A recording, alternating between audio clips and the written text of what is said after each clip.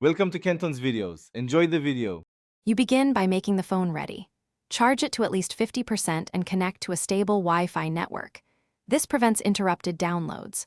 Once done, back up your contacts, photos, and app data to Samsung Cloud or Google, or copy to a PC so you can restore if needed. Make sure to free 4 GB of storage by removing large apps or media. These steps reduce failure risk and speed the download process. You now check for the over-the-air update. Open Settings, tap Software Update, then download and install. The phone verifies compatibility and downloads the package. If no OTA appears, use Samsung Smart Switch on a PC to fetch firmware for your exact SM model and apply it. This handles older phones that lost OTA support. While downloading, note the build number and model so you don't flash mismatched firmware.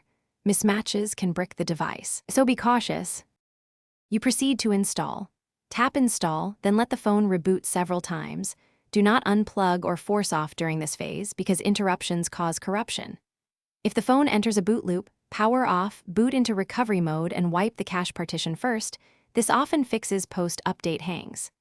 If problems persist, reflash the stock firmware with Smart Switch or Odin for advanced users, or take the device to a repair service. That single troubleshooting step will usually restore a Thanks for watching. Consider subscribing if we helped you.